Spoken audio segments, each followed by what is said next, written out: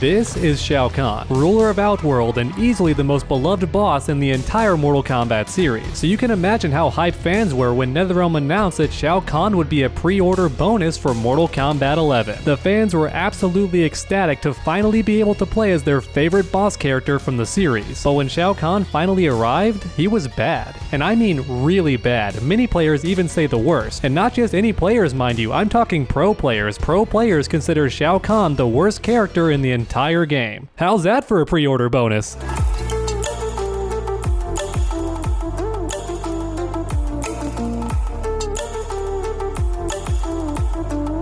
How's it going, everyone? My name is True Underdog, and today's video was inspired by Baphael. His channel has wonderful guides about fighting games, and my personal favorites are the ones that discuss why characters are bad or overpowered, and this got me thinking about Shao Kahn. So I highly recommend you check out Baphael's channel, and without any further ado, let's get started. This video will discuss in detail why Shao Kahn has remained a bottom tier character since the game's release. Okay, here we go. So first up, let's talk about punishes. Punishing anything unsafe is a fundamental aspect of any fighting game, and it's no different from Mortal Kombat 11. And in this game, every character has two moves that tend to be the fastest, and that's standing 1 and down 1. And while down 1 is usually faster for most characters, it also doesn't lead to a full combo, so it's not exactly an optimal punish, which is why most of the time a player will punish the opponent with a fast standing 1. And for many characters in Mortal Kombat 11, their standing 1 is 7 frames on startup, which means it can punish anything -8 or more on block. So for example, this string from Melina is -8 on block, which means Sindel can punish it because her standing 1 is 7 frames.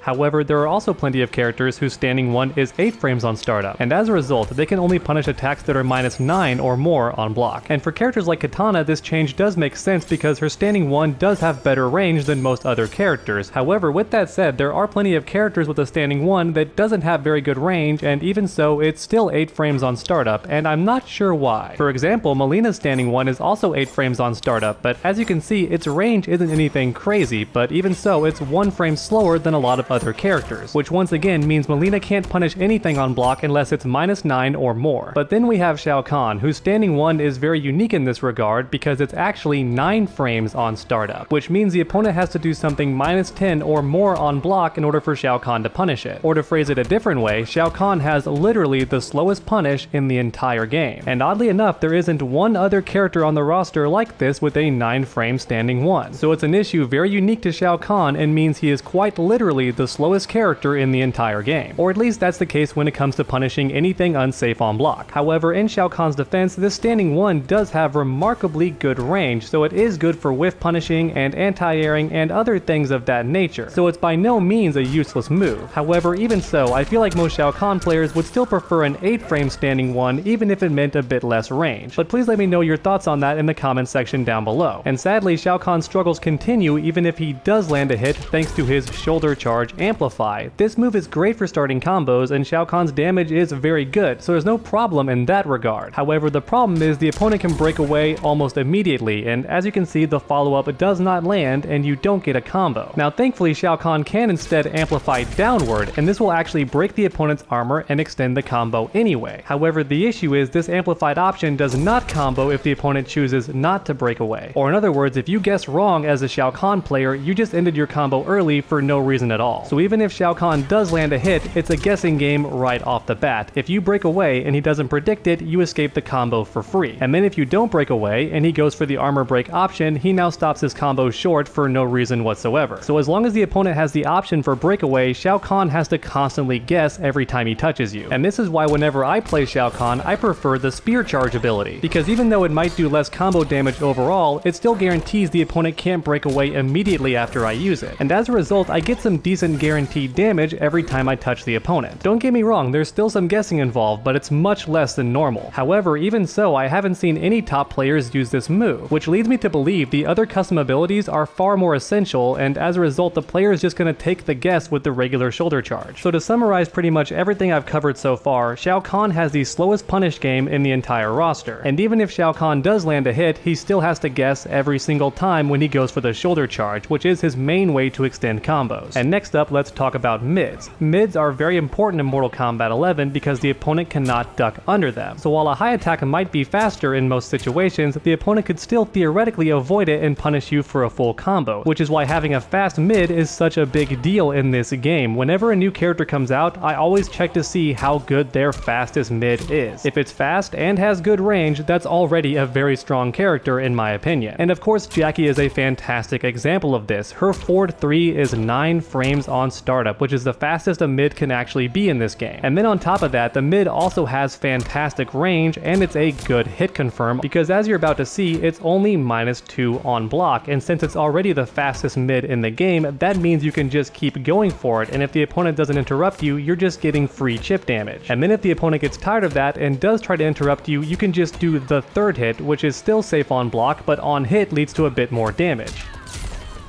And then if the first hit does land, the Jackie player has time to see that and then confirm into a special move of their choice. And don't get me wrong, Jackie has one of the best mids in the entire game, but the point remains, having a fast mid that's also safe on block is extremely strong in this game. And in fact, it's so strong that certain characters like Frost became immediately better when their mid was made faster and safer on block. When the game first came out, Frost had a pretty slow mid, and the final hit could also be ducked under, which meant she stayed close and she wasn't that good on block at -7. However, after an update, the first hit became faster and the final hit has way more pushback and the opponent can't duck under it. And these two simple changes were more than enough to make Frost a much better character on the roster. But now it's time to talk about Shao Kahn's mid string. Now this string is so complex that you could write an entire essay talking about why it's bad, but I'll do my best to keep things simple. So to begin, the mid itself is 10 frames on startup, so not half bad. It is 1 frame slower than Jackie, but still 1 frame faster than Frost. So as far as speed goes, this mid is actually good. However, once you get close, this move is -8 on block, which as we discussed earlier means a large part of the roster can punish this attack. And as a result, Shao Kahn is now forced to commit to that second hit, otherwise he gets punished. And unfortunately, that second hit is even worse on block at -12. So once again, Shao Kahn is now forced to commit, and he actually has a 50-50 guessing game here. So he could go for the throw, which is unblockable and does do some decent damage at 130. However, unfortunately, this final hit is a high attack just like a standing 1, and as a result, the opponent could duck it and then punish you for a full combo.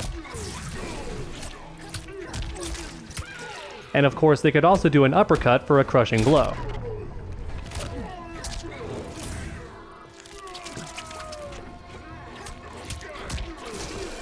Now thankfully, the Shao Kahn player does have one way to counter this. If they think you want to duck that third attack, then they can just go for a fast special move instead, and this will actually catch you trying to neutral duck the throw. However, the issue is that attack you just saw is very unsafe on block at -20, and the same is true for pretty much any special move that Shao Kahn goes for in this situation. Or in other words, the Shao Kahn player is always taking a very big risk whenever they go for this string. And as mentioned earlier, they have to commit to one of these two options because the second hit is fully punishable on block at -12. Honestly, the only somewhat safe option that Shao Kahn has is Hammer Lunge because the first hit is actually -7 on block. However, because this move is so slow, it's easy to interrupt.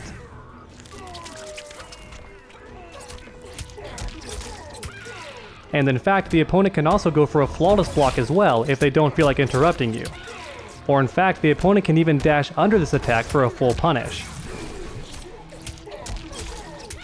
So as you can see, this string is just a huge gamble, and many players would argue it's more trouble than it's worth at a high level. And just to add insult to injury, the mix-up isn't even a thing if your opponent knows how to flawless block that second hit. And it's important to understand that Shao Kahn is not the only character with a mix-up like this, but even so, his is undoubtedly the worst, and allow me to explain why. As you just saw, Raiden has the exact same mix-up, a string that hits twice and a third hit that is unblockable. And now, just like before, the opponent has to guess. If they think the throw is coming, they can go for a neutral duck, but as a result, any special move will catch them for a full combo. And on the flip side, if they're scared of that special move, they can choose to keep blocking, but then the throw will catch them completely. However, unlike Shao Kahn, Raiden's second hit is only -8 on block, which as we discussed earlier, means a lot of characters can't even punish it. And then on top of that, the first hit is completely safe on block at -7. In fact, the second hit doesn't even have a flawless block gap. So while Raiden does have a similar mix-up to Shao Kahn, his risk is much